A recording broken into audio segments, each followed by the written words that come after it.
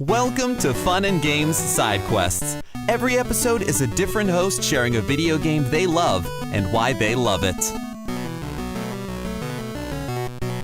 Hi everybody, my name is Wout and I am a PR coordinator with Evolve PR.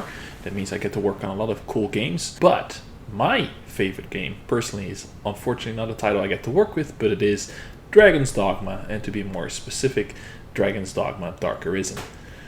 Now, I've talked about this game many times on Twitter to the point where it's probably annoying for most of my followers, but that doesn't mean I can't do it again in this format, because I don't get to do that often. This is the second time I record this, because the first time I tried, I went on for so long because the game is so awesome, and I'm gonna do my best to organize it a little bit better. So this is what I like to call the 3 pillars of Dragon's Dogma's awesomeness. And I'm gonna cut it down to combat, the world, which is called the Grances, and the batshit banana storytelling, like, oh my fucking god, I can't even. They're masterworks all, like, you can't go wrong.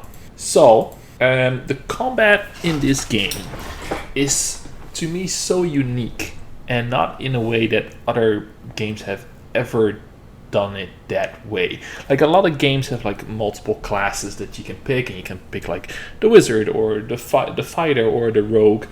In Dragon's Dogma there's like 12 classes, and they all feel so unique. Whether it's like the magic archer, where you can light up a room by shooting a shining arrow in the ceiling and like literally light up the room, because darkness is a whole different ball game in this game.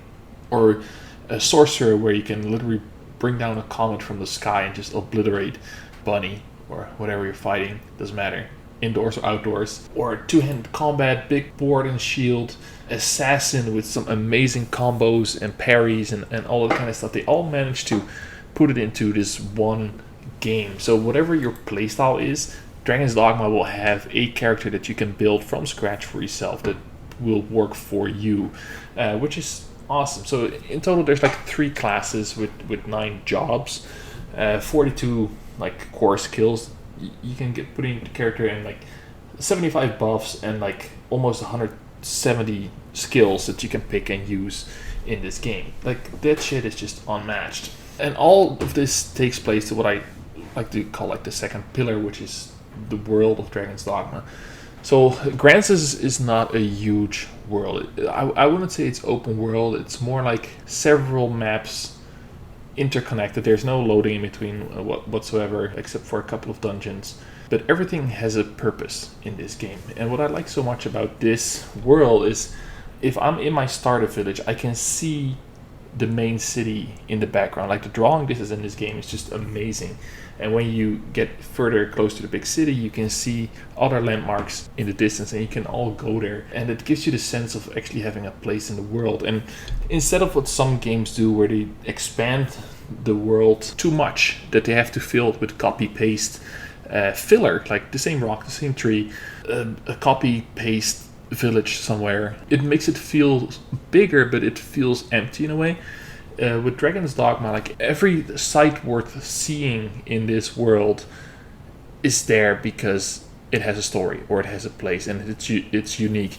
Like, it's a castle that is used as a waypoint before you get to the main city, but it's been damaged in war, and the catacombs where you go are there because it's a burial site, not just because it's done catacomb number 17 with like fresh head of cabbage at the end of it. Like, everything has a purpose in this world, and it feels really lived in, because you have travelers, and I know other games do this as well, to see other people on the road. But what makes this game so cool is the travelers that you see are actually other people's sidekicks, the players from other people's games that get like uploaded to the Rift or the cloud, if you will. And they kind of live in your world as well, so you get to see what other people's characters look like as well. That's super cool.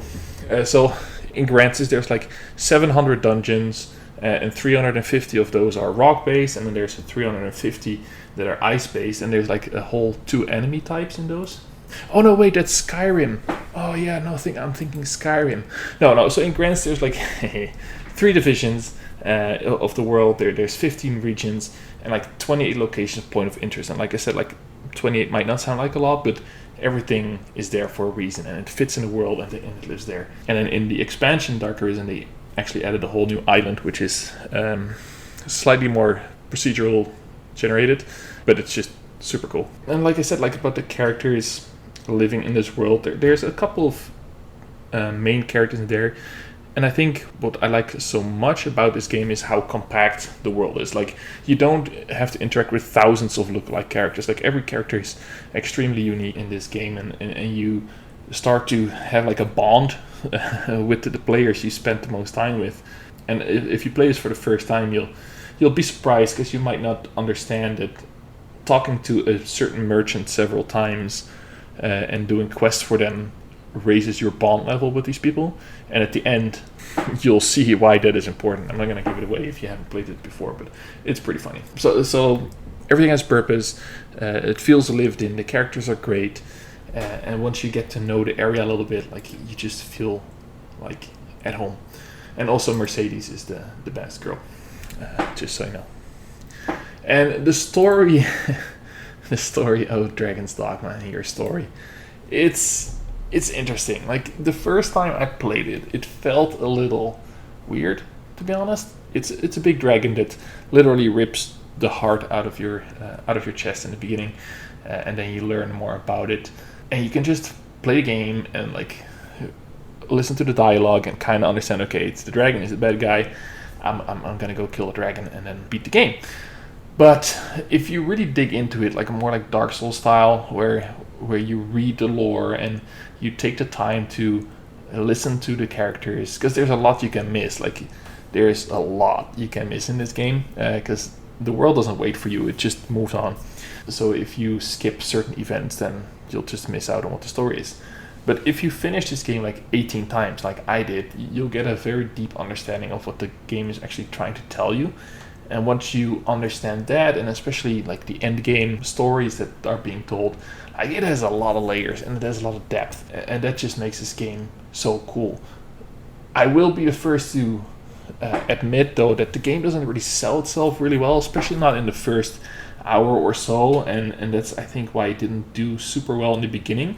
It has a bit of a barrier to really get to the good stuff, and an hour sometimes is a lot to ask from people, especially if you like get this game through a high discount, or it was free on PSN, or whatever how you first get exposed to it. If it doesn't click right away and there's so much else to play, like, you kind of move on. So I don't blame people for not digging into it the way I did, but almost everyone that I know that got into this game, they see it, they feel that hook, they see how amazing the combat is, and the unique pawn system that they have, which is build a sidekick, like build a bear but with a sidekick. So your secondary character stays with you the whole time, and like, they give you tips on the world, because if an other player hires like your pawn from the cloud and they take them adventuring, then they learn from that world, and the information they learn, like a monster you've never fought before, bring it back to your game. So you see a monster for the first time, but another adventurer who brought your pawn on their adventure had fought that monster. They'll say, okay, this monster is weak to fire or to lightning or whatever, and that is just so cool. Like, after a while, you get to know them really well, and because they do repeat a lot of what they're saying. But this is a 2012 game, so for back then, it was an amazing new feature that we've never seen before. So all in all, like, if you put all of this together in just one game, it kind of makes it why I always say that Dragon's Dogma is a perfect video game. Because for me, it does everything I want a video game to do. It has a world I care about, it has characters I care about, I can min-max the shit out of my character by getting the optimized skills and getting optimized gear, because there's a lot of that as well. And it's just non-stop enjoyment. I cannot tell you how awesome it is to climb on top of a giant ogre and just do 1,000 kisses in his eyeball, which is a move that involves daggers and a lot of stabbing. Despite the name, you wouldn't say it, but it's actually pretty violent. And it's just, I've played this game for hundreds and hundreds of hours, and I platinumed it, and at some point I knew I had to like stop, because there's other stuff to do as well, and I have other games to play, but I couldn't just like stop playing it, so I had to like finish my playthrough. And what I did with this game is I took my character and my pawn, my sidekick, to the starter town where you were raised and born and raised in story, and I just put them in some good looking equipment and set them out with a nice view of the beach, and just closed my game. Not for good. I'll probably go and get back to it. And just had peace when I closed the game for the last time. And I don't think I've ever done it with another game. And it's just a testament to how special this game is to me. And if you are curious, I hope you will capture the magic there as well, because it's worth it. And damn, please, Dragon's Dogma 2. It has so much potential to be the best game ever again. But anyway, if I don't stop now, I will again have myself another 45-minute video. So until then, Dragon's Dogma 2, and for you, happy gaming.